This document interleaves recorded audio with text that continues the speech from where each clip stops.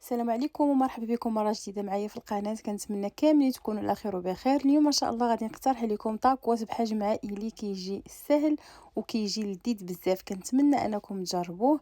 الا بغيتوا تعرفوا المقادير وطريقه التحضير ديال هاد الطاكوس هذا خليكم معايا حتى الاخير وفرجه ممتعه. في مقله كناخذ بصله كنقطعها على شكل طولي، كندير معاها الزيت وكنخليها كتشحر مزيان. بالنسبه لهاد الحشوه البنات نتوما كيبقى لكم الاختيار ديروا اي حاجه. في مقله ثانيه غادي ندير الزيت وغادي ندير لي زيبينار.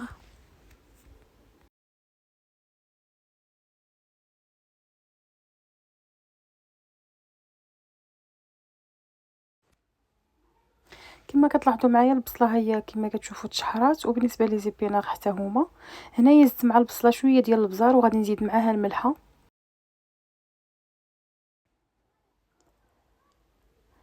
صافي، وغادي نحيدها من فوق البوطه. بالنسبه لي زيبينار حتى هما غادي نزيد معاهم شويه ديال الملحه وشويه ديال البزار ونخليهم يتشحروا مزيان.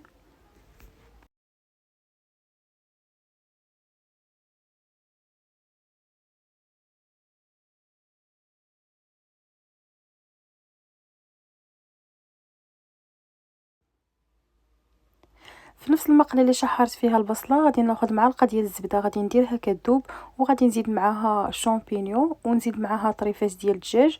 بالنسبه للدجاج تقدروا تعوضوه بالكفته اولا بلا داند. غنخليهم كيتشحروا مزيان وعاود نرجع لكم.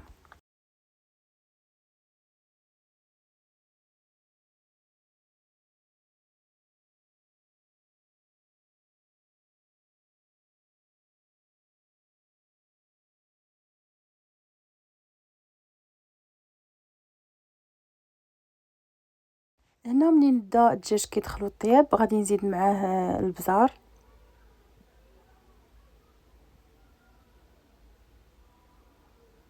سكينجبير، شويه ديال الملحه، وهنايا انا زدت صوص ديال الصوجا حيت حتى هي كتعطي واحد المذاق زوين لهاد الحشوه هذه. الا عندكم العطريه ديال الشاورما تقدروا حتى هي تضيفوها، انا ما كانتش متوفره عندي.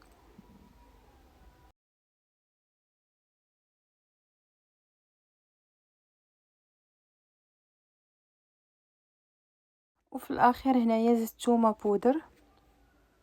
الا ما كانش عندكم غادي تحكوا الثومه في الاول مع البصله. صافي هنايا الحشوه ديالي كتكون وجدات. غادي ندوز دابا باش نحضر معكم صوص بيشاميل.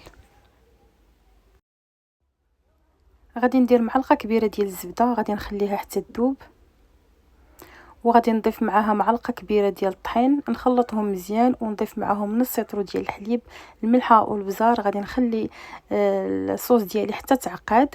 من بعد غادي نزيد فيها الفرomاج ونتلاقاو باش غادي نعمرو الطاكوس ديالنا.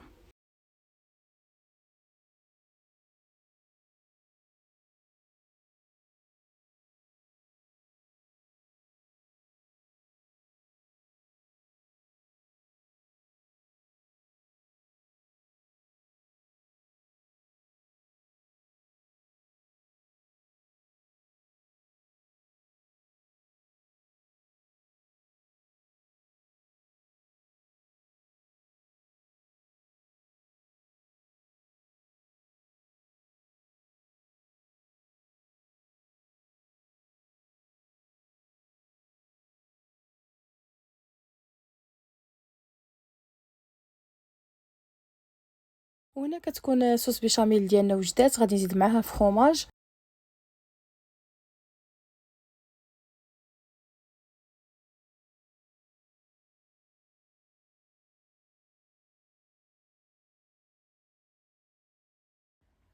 خديت هنايا المول اللي كيدخل الفران، دهنته بالزبده وغادي نفرش فيه الخبز ديال التورتيلا اولا الخبز ديال الطاكوس. الا جاكم الخبز كبير بزاف على المول تقدروا تقطعوه. انايا خليت حتى ساليت في الاخر عاد باش قطعته.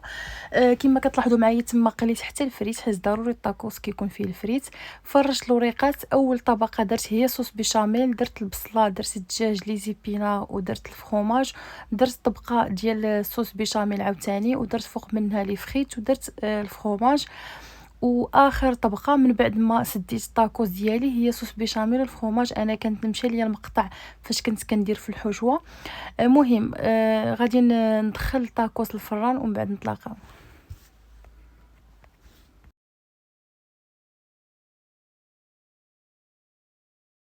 وها هو الشكل ديالو كما كتلاحظوا معايا، كيجي محمر ومقرمش. صراحه كيجي لذيذ بزاف، ما تشبعوش منه. الاهم من هادشي كامل هو انه اقتصادي، عوض ما كنبقاو نديرو كل واحد بوحديتو كنديرو هذا كيجي اقتصادي وبحجم عائلي. غادي نقطع لكم طريف باش تشوفوا كيفاش كيجي من الداخل. كيكون هذا هو الشكل النهائي ديال الطاكوس اولا الوصفه اللي شاركت معكم اليوم. كنتمنى انه يعجبكم وتجربوه، علاش لا. الى عجبتكم الوصفه ما تنسونيش من لي لايك. كنقول لكم شكرا لكم على المتابعه، والى فيديو قادم بحول الله.